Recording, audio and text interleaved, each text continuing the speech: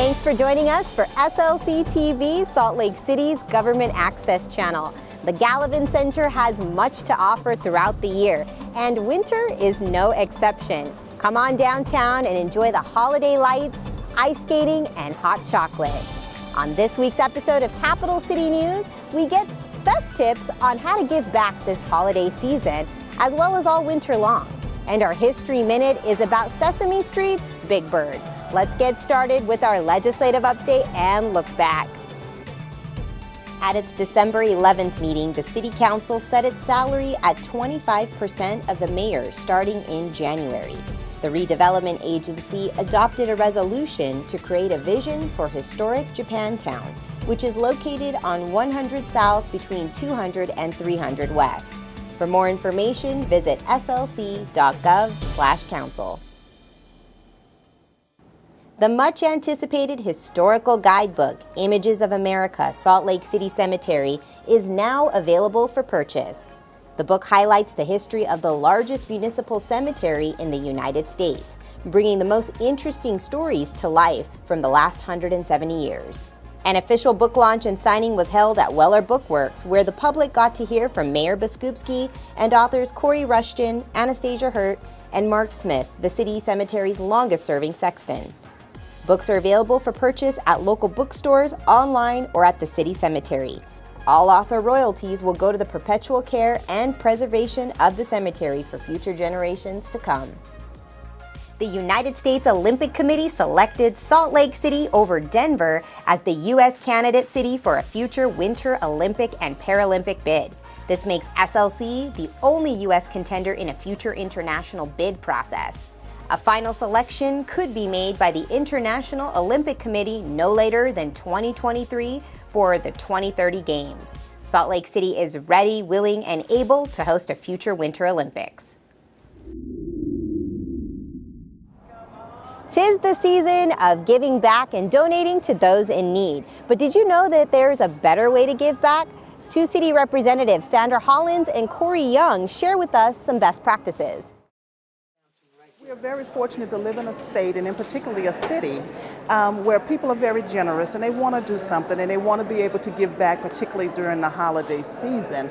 What we're finding is that individuals are coming out and after collecting all of these donations at their job or in their families, and they're giving out these donations, but unfortunately they're ending up on the streets. We'll see vehicles pull up and the individuals will get out and give items directly to the people they see on the street, like food, clothing, and personal items like that.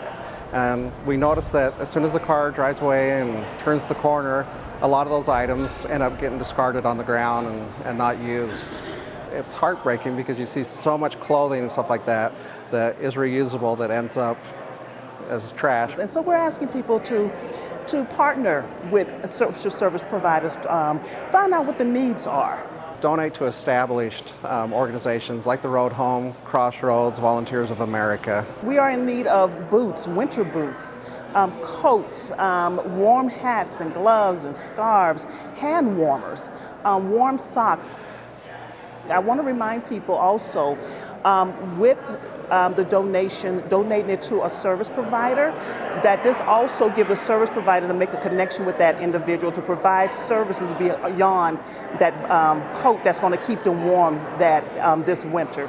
It also provides them a chance to make that connection, to maybe get them on a housing list, to maybe get them signed up for Medicaid, maybe to get them into detox or mental health treatment.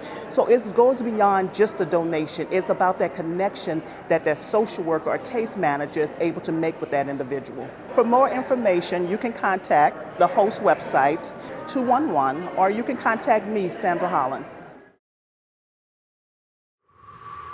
And now it's time for a History Minute. Born in 1933, Carroll Spinney learned at an early age that he had artistic inclinations. In the 1950s, he began work puppeteering, and this career choice would define his whole life. In the 1960s, he called Boston home and performed a number of characters on Bozo's Big Top. It was a multimedia performance with his character of Pickle Puss that brought him to a Salt Lake City puppeteering festival in 1969. As he gave his performance at Kingsbury Hall, technical difficulties ruined it. But sitting in the audience was a man who could see what Spinney was trying to do. That was Jim Henson, creator of the Muppets. Henson went backstage at Kingsbury Hall and told Spinney, "I like what you were trying to do," and then offered him a job with the Muppets. By the end of the year, Spinney was working with the Henson Workshop and history was made. Spinney's two most famous characters were born on Sesame Street, with Big Bird and Oscar the Grouch. For 50 years, he would perform the characters or at least provide their voices before retiring at the age of 84. Big Bird and Oscar the Grouch are two of the most recognizable characters in the world, and it's interesting to think that they might never have come to be if it weren't for technical difficulties on a stage in Salt Lake City. Thanks for tuning in to our very last episode of Capital City News for the 2018 year. We hope you join us in 2019 to stay up to date on all the latest government news. For SLCtv, I'm Poonam Kumar signing off from the Gallivan Center.